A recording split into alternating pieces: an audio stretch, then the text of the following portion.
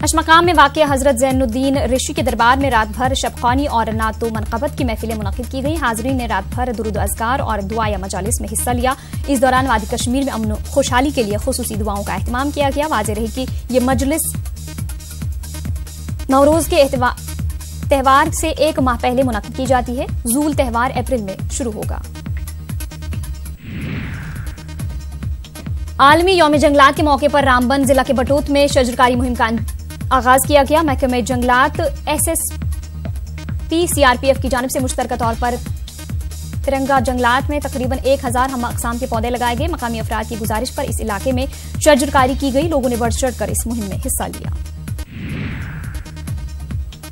नवरोज के मौके पर जिला पुलवामा में महकमे ज़राअत की जानिब से ग्रीन फूल गोभी की काश्त की गई। टेंगा पुन्ना में इसकी पनीरी लगाकर जिला में बाज़ाब्ता तौर पर इसकी काश्त की गई। महकमे ज़राअत की जानिब से जिला में पहली बार इसकी काश्त बड़े पैमाने पर जदीद तर्ज पर अमल में लाई जा रही है।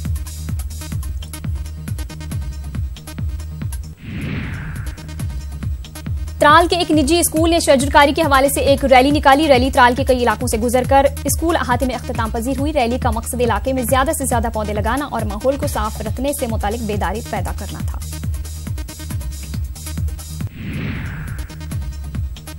डिस्ट्रिक्ट पुलिस करगिल की जानिब से कल्चरल प्रोग्राम मुनाकिद किया गया। थिएटर शायकीन समेत हर उम्र के लोगों ने प्रोग्राम में शिरकत की। इस दौरान नगमे और ड्रामे पेश किए गए। कल्चरल प्रोग्राम से हाजरीन खूब महजूज हुए। SSP करगिल डॉक्टर विनोद कुमार मेहमान खुसूसी थे।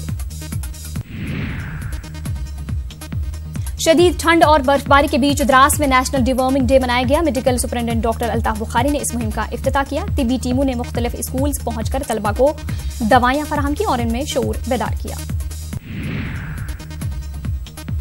अंजुमन जाफरिया पूंछ की जानिब से नवरोज का जश्न मनाया गया। इमाम बारगाह में भी बच्चों की एक मजलिस मुनक़िद की गई। इस मौके पर बच्चों ने तालीमी मुजाहरा पेश किया।